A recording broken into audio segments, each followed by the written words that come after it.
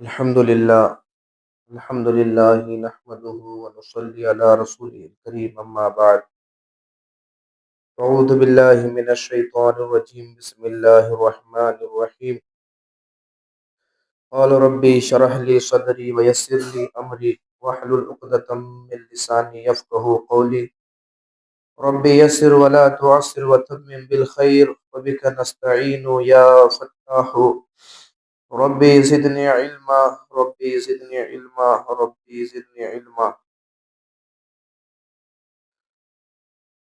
अऊज़ु बिल्लाहि मिनश शैतानिर रजीम बिस्मिल्लाहिर रहमानिर रहीम क़ाल अल्लाहु तबारक व तआला फ़िल क़ुरआनिल मजीद वल फ़ुरक़ानिल हमीद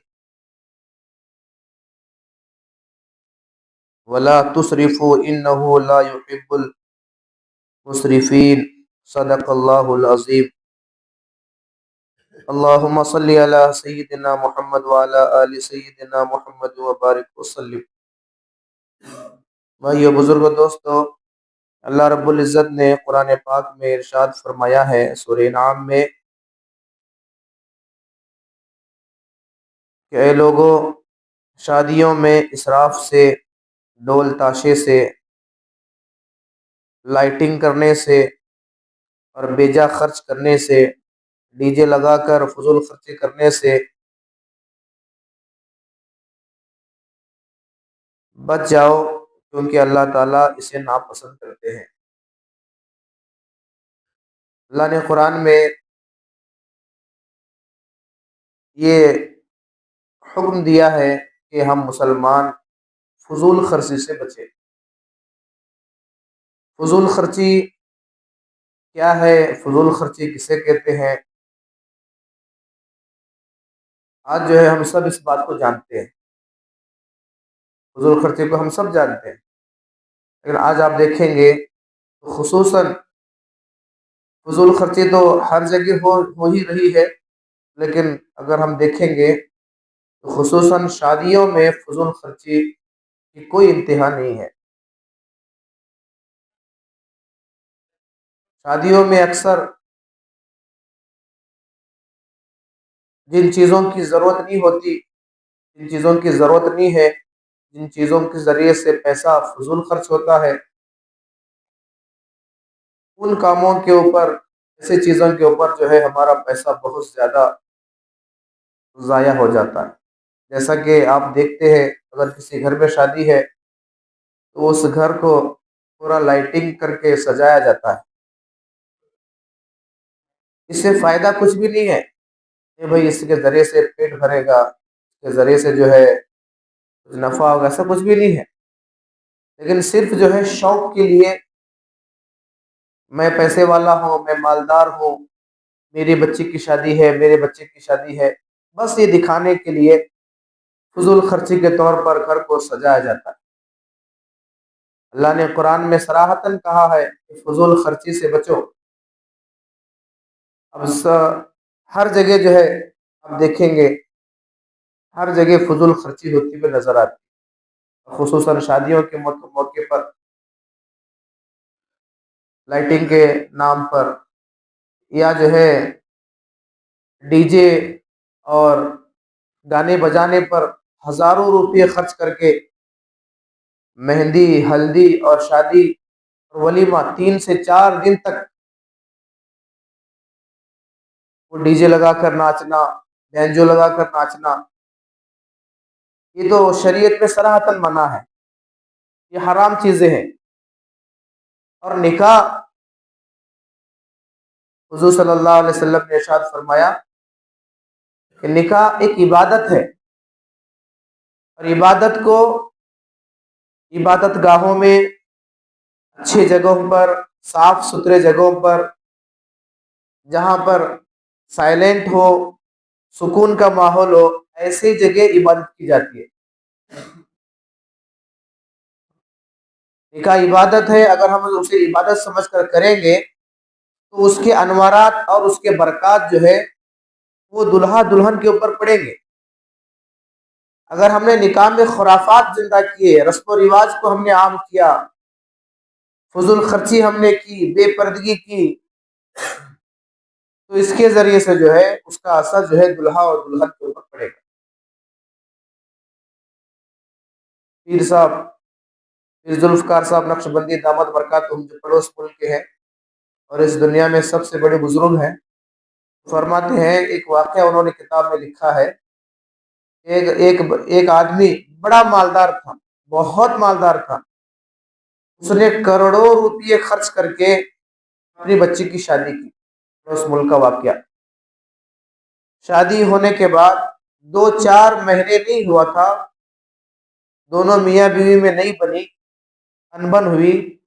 दोनों मियाँ बीवी में जो है वो प्यार और मोहब्बत उल्फत पैदा नहीं हुई, जिसकी वजह से 2-4 महीने के अंदर ही वो तलाक हो। अब कितना बड़ा नुकसान हुआ, इतनी फजूल खर्ची हुई, करोड़ों रुपये उस शादी में खर्च करके 2-4 महीने के बाद तलाक हो गया तो सब खत्म हो।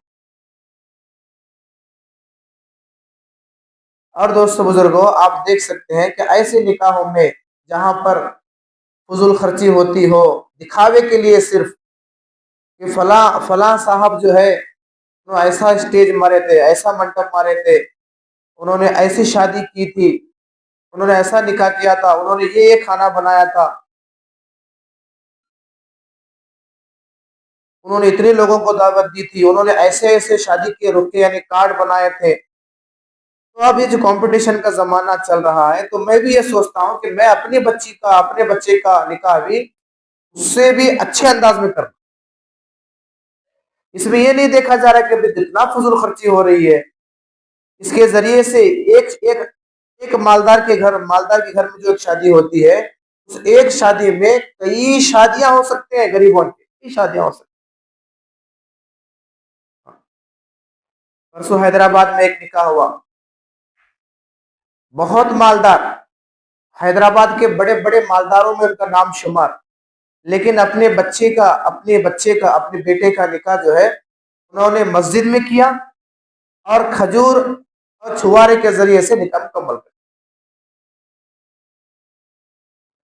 हाल ही में बीजापुर में अब्दुल रजाक रहमतुल्लाह अलैह जो दरगाह है बस स्टैंड के पीछे, वहां एक मस्जिद है, दरगाह के अंदर मस्जिद है।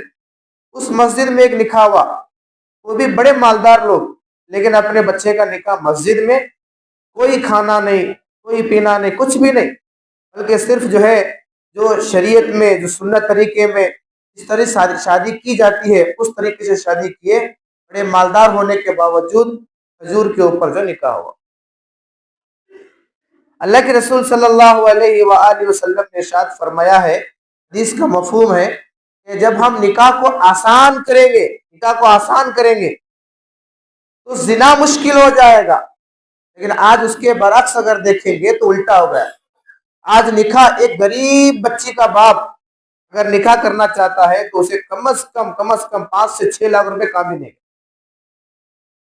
इस महंगाई के दौर में 5 से 6 लाख रुपए, एकदम शादी भी अगर शादी करना है 5 से 6 लाख रुपए कहीं नहीं। अब जिसके 2 बच्चियां हैं, जिसके 3 बच्चियां हैं, अब वो बेचारा बाप जो है, अपनी बेटी तो रहमत थी, लेकिन अब उसके लिए वो जहमत बन गई, अब उसके लिए वो एक बोझ बन गई। अब वो बाप जिसके 2-3 बच्चियां हैं, 2-3 बेटियां हैं, अब वो बाप की रातों की नींदें उड़ गई। वो 100, 200, 300 रुपए में राबने वाला तो अपने बच्चियों की शादियां कैसे कर सकता है। अगर इस तरीके से निकाह होना शुरू हो गए, सादगी के साथ, बगैर मांग के, बगैर कोई जहेज के, बगैर कोई लेन देन के, अगर इस तरीके से शादियां होना शुरू हो गई तो आप अंदाजा लगाएं कि किस तरीके से माहौल से खुद ब खुद ये बुराइयां आहिस्ता आहिस्ता करके खत्म हो जाएगी। नाच गाना खत्म हो जाएगा, डीजे बैंजो लगाकर नाचना खत्म हो जाएगा, जहेज की लानत खत्म हो जाएगी, शादियों में जाकर खाना खत्म हो जाएगा। आप देखेंगे हदीस की किताबों में किसी भी कोई एक हदीस में नहीं मिलती जहां पर जिसमें शादी के खाने का जिक्र किया गया। शादी के खाने का, निकाह में खाना किया गया है, निकाह में खाना करना है, निकाह के लिए खाना खिलाना जरूरी है, किसी भी हदीस में नहीं मिलता। चाहे वो हदीस सही हो, सही हदीस की बहुत सारी किस्में हैं, ज़ईफ हो, सही सही सरी हो, मरफू हो, मुत्तसिल हो, किसी भी हदीस में नहीं मिलता। हाँ, अलबत्ता एक सहाबी अल्लाह के नबी के पास आए, अल्लाह के नबी ने उनके ऊपर एक निशान देखा और पूछा कि क्या तुमने निकाह कर लिया? वो सहाबी ने कहा कि हाँ, निकाह कर। इससे दो बातें हमें मालूम होती है इस हदीस से कि अल्लाह के नबी सल्लल्लाहु अलैहि वसल्लम हयात है, मौजूद है, अल्लाह के आखिरी नबी है। वो सहाबा इकराम इतनी सादगी के साथ निकाह करते थे कि अल्लाह के नबी को भी नहीं बताया। अगर इस जगह अगर मैं अपने आप को रख कर देखूंगा, अगर मुझे नहीं बोले, हमारे मोहल्ले में शादी हुई, अगर मुझे नहीं बोले मस्जिद का इमाम साहब यहाँ मगर नहीं बोले तो मैं नाराज हो जाता हूँ। लेकिन अल्लाह के नबी सल्लल्लाहु अलैहि वसल्लम को उस सहाबी ने, जो अल्लाह के नबी के इशारों पर अपनी जान कुर्बान करने वाले सहाबा, अल्लाह के नबी को भी शादी की तला नहीं करे, निकाह वैसे तला नहीं करे। जब अल्लाह के नबी ने खुद देखा तो पूछा कि साहबी से, क्या तुमने निकाह कर लिया? तो साहबी ने कहा कि अल्लाह नबी, हाँ, कल ही मेरा निकाह हुआ। तो अल्लाह के नबी नाराज नहीं हुए। तो इससे हमें सबक मिलता है, अगर कोई हमारे पहचान वाले, हमारे रिश्तेदार में, अगर अड़ोस पड़ोस वाले अगर हमें कोई दावत देना भूल गए निकाह की, तो हमें नाराज भी नहीं होना। एक दूसरा हमें मैसेज इससे, इस हदीस से ये मिलता है कि निकाह को इतनी सादगी से करें कि अपने जिसे हम बड़ा मानते हैं, जिसके रहबरी में चलते हैं, जो हमारे रहबर हैं, जो हमारे बड़े हैं, उनको बोलना भी जरूरी नहीं समझे साहबी। अल्लाह के नबी से बढ़कर कौन हो सकते? साहबा के लिए, हमारे लिए, क़यामत तक के आने वाली उम्मत के लिए अल्लाह के नबी से बढ़कर तो कोई नहीं है, लेकिन उनको भी नहीं बोले। अलबत्ता अल्लाह के नबी सल्लल्लाहु अलैहि वसल्लम ने इरशाद फरमाया, अल्हम्दुलिल्लाह निकाह हो गया, बहुत मुबारक हो, दुआएं दी, फिर कहा कि वलीमा जरूर करना, चाहे एक बकरी का बच्चा ही जुबा करके क्यों ना हो, वलीमा कर। और वलीमे की शराइत में ये बातें लिखी हैं, वलीमा सिर्फ अपने अपने लोगों को, मालदार लोगों को, अपने से बड़े लोगों को नहीं, बल्कि उसमें कुछ गरीब लोग भी वलीमे में शामिल हो, ताकि उनकी दुआएं दुल्हा दुल्हन को लगे। बाकायदा उसके शराइत में लिखे हैं। इस तरीके से दोस्तों बुजुर्गों, अगर निकाह हजूर पर होगा, निकाह जो है सादगी पर होगा। आज भी हमने जमातों में देखा है, गुजरात में, सूरत में, भरूच में, पालनपुर में हमने अपने आंखों से देखा है। असर के बाद बैठे लड़के का बाप है, लड़की का बाप है, मेरा बच्चा मदरसे से फारिग होकर आ गया, बालिग हो गया, आपकी बच्ची बालिग हो गई, तो चलो निकाह कर देंगे। दो चार लोगों को बुलाकर जो एक को एक गवाह बनाए, वकील बनाए, और दो गवाह बनाए, वही निकाह होगा। तो अगर इस तरीके से अगर निकाह करेंगे, तो हमारे माशरे में जो बुराइयां आज पनप रही, जो बढ़ावा ले रहे, जो पैदा हो रहे, आहिस्ता आहिस्ता करके सारे बुराइयां खत्म हो जाए। अब अंदाजा लगाएं, जो निकाह को अल्लाह के नबी सल्लल्लाहु अलैहि वसल्लम ने इबादत कहा है, निकाह इबादत है। अब इस इबादत में बैंजो लगा कर नाचा जा रहा है, डीजे लगा कर नाचा जा रहा है, और हल्दी के रस्म में गैर महरम, गैर मर्द, गैर औरतें एक दूसरे को हल्दी लगा कर नाच रहे। ये ऐसे बुराइयां जब ये पनप रहे, ये इसकी वजह यही है, हम मालदार लोग जो है अपने निकाहों को दिखावे के लिए, दिखाने के लिए, उन्होंने अपने बच्चे की शादी ऐसा करे, हमें उससे भारी करना। अब जो है ऐसे निकाहों में बरकत नहीं होती, ऐसे निकाह बरकत नहीं होती। अक्सर आपने भी देखा है, हमने भी देखा है, तो ऐसे बड़े बड़े निकाह होते हैं, वहां पर जो है खूब जो है फजूल खर्ची होते हैं, खाना कम पड़ जाता है, कभी चावल खत्म हो जाते हैं, कभी दाल खत्म हो जाता है, कभी सूखा खत्म हो जाता है। इंतजामात देखेंगे तो बहुत शाही इंतजामात है, लेकिन उसमें फजूल खर्ची करने की वजह से क्या हो जाता है, बरकत उससे अल्लाह ताला उठा लेते, और बेपर्दगी ऐसा आम हो जाती है, अल्लाह माफ करे। हमारी घर की, मैं अपनी बात बता, हमारे घर की औरतें घरों में इतना नहीं सजती जितना बाहर जाने के लिए सजती हैं। कहीं पढ़ने को मिला, जितने जितने हॉल में, शादी के मौके पर हॉल में जितना कुर्सियां पर्देदार होती हैं, उतना औरतें नहीं होती है। कुर्सियों के ऊपर जो है कपड़ा डालते हैं वीआईपी, जितना कुर्सियां पर्दे वाली होती हैं, उतना औरतें नहीं होती। और क्या दीनदार घराना, क्या नमाजी घराना, सारे मस्तूरात जो है उस वक्त में सारी औरतें जो है बेपर्दा हाल में नजर आती, और कैसी कैसी कैसी नजरें डालने वाले, कैसी कैसी गंदी नजर डालने वाले उन औरतों पर नजर डालते। तो ये सारी खुराफात, नाच गाना हो, म्यूजिक हो, ये बेपर्दगी हो, और जहेज की लानत हो, और ये शादी के खाना हो, इन सारी बुराइयों को खत्म करने के लिए हमें जरूरी है दोस्तों बुजुर्गों इस बात की कि हम निकाहों को आसान करें, निकाह को आसान करें, जितना हो सका उतना निकाह को आसान। आज क्या हो, आज निकाह हमारे 5-6 लाख रुपए होना, निकाह सादे से सादा अगर कम खर्चे में निकाह करना तो 5 से 6 लाख रुपए होना। लेकिन आज जिना आसान हो गया, जिना आसान हो गया, जिना बहुत आसान हो गया। तो अब उसे अल्लाह के नबी ने उसे उसे खत्म करने के लिए निकाह को आसान आसान बनाया है, निकाह को आसान बनाया।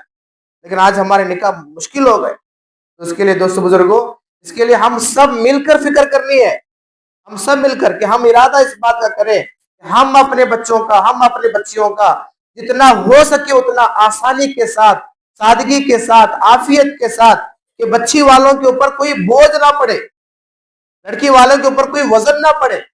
इस तरीके से अगर हम इरादा कर लेंगे और इसमें सब मिलकर अगर हिस्सा लेंगे, सब मिलकर अगर हम इसका इरादा करेंगे तो आहिस्ता आहिस्ता करके ये जो लानत है, जो बुराई है, इंशाअल्लाह आहिस्ता आहिस्ता करके खत्म हो जाए। इसके लिए गरीब तो बेचारे वो सादगी के साथ शादी करना चाहिए, गरीब है, उन्हें हाईफाई शादी नहीं कर सकते, उन्हें खाने में 4-5-10 आइटम नहीं बना सकते, उन्हें बड़ा हाल पकड़कर अपने बच्चे की शादी नहीं, गरीब है वो। लेकिन यहाँ एक मैसेज, मालदार लोग अगर ऐसा करेंगे तो वो मैसेज जाता सब तरफ। मालदार लोग, पैसे वाले लोग जो है, हैसियत बाहैसियत लोग, हैसियत होने के बावजूद भी जब वो अपने बच्चों का निकाह आसानी के साथ करेंगे, सहूलत के साथ करेंगे, सादगी के साथ करेंगे, वो जो है वो निकाह जो है दूसरों के लिए दावत बन जाती है। वो वैसे मालदारों की निकाह जो है वो दूसरों के लिए तरगीब बन जाती है, वो एक सबक बन जाते हैं। तो भाई ये जो शादियों में जो आज बुराइयां हो रही, ना मालूम दोस्तों बुजुर्गों, शादी करने वाला वो गरीब बाप लोन निकाल कर अपने बच्चों की शादी कर रहा है। शादी में खाना खाना हराम नहीं है, लेकिन जो है सूद का पैसे से जो खाना खिला रहे, संघ के पैसे निकाल कर खाना खिला रहे, ये हराम है। सूद के पैसे से खाना खाना हराम है, शादी का खाना खाना हराम नहीं है। हाँ, इस बात को ध्यान से सुने, शादी का खाना खाना हराम नहीं। अगर वो बच्ची का बाप अगर सहूलत है उसे, वो खिलाना चाह रहा है, भाई कुछ लोगों को मैं खिलाऊंगा जो बाहर से मेहमान है, वो खिलाना चाह रहा है, वो बात अलग है, वो खाना हराम नहीं है। लेकिन सूद का पैसा है, वड्डी का पैसा है, संघ से निकाल कर वो अपने बच्चों की शादी कर रहा है, ये हराम है। तो ये सारी बुराइयों से, अब देखो अगर निकाह अगर सादगी के साथ करेंगे, इतनी बुराइयां खत्म हो जाएंगी हमारे माशरे से। अब कोई हमारे नबी सल्लल्लाहु अलैहि वसल्लम अल्लाह के आखिरी नबी है, हमारे ईमान अकीदा है, हमारे नबी के बाद कोई नबी आने वाले नहीं है, अब साहबा आने वाले नहीं है, औलिया अल्लाह ताबईन ताबईन आने वाले नहीं है। आकर अपनी उम्र, अपनी हयात में, अपनी उम्र में बहुत सारे ऐसे काम करके चले गए, बहुत सारे खुराफात को खत्म कर चले गए। इन खुराफात को खत्म करने के लिए, इन बुराइयों को खत्म करने के लिए अब कोई आने वाली नहीं है। इन बुराइयों को मुझे और आपको मिलकर ही खत्म करना है। इस जहेज की लानत को, शादियों में नाच गाने को, फजूल खर्ची को, अल्लाह ने कुरान में सरासर अल्लाह ने कहा है फजूल खर्ची से बचो, फजूल खर्ची से बचो। लेकिन आज निकाह के मौके पर न जाने कैसे कैसे फजूल खर्चियां होती है, कैसे कैसे फजूल खर्चियां होते हैं। जरूरत नहीं है घर को पूरे लाइटिंग करने की, 4 से 5 दिन 10 दिन फजूल खर्ची में लाइटिंग चला दी जाती है, और उसमें जो है हजारों रुपए खर्च हो जाते हैं। उतने ही हजारों रुपए में किसी गरीब का निकाह हो सकता है। आज की एक ताजा मिसाल ये है, आज ही यहाँ मोमिन हॉल में सिर्फ खजूर और खड़ी शक्कर के ऊपर एक 50-30-40 में लोग नहीं थे, उसके अंदर आसानी के साथ निकाह हो गया। अल्हम्दुलिल्लाह, अल्लाह का शुक्र है, यहाँ पर कुछ नौजवानों ने, कुछ हमारे भाइयों ने इस फिक्र को लेकर पूरा सादगी के साथ निकाह करने के लिए, आज अगर आप हाल देखेंगे, हाल का किराया जो है कितना है भाई, कम से कम 30,000 होगा, 40,000 होगा, लेकिन एक बाकायदा एक हाल इसीलिए बनाया गया है कि इस यहाँ पर इन सारे खुराफात से बचाकर सुन्नत और शरीयत के मुताबिक शादी हो।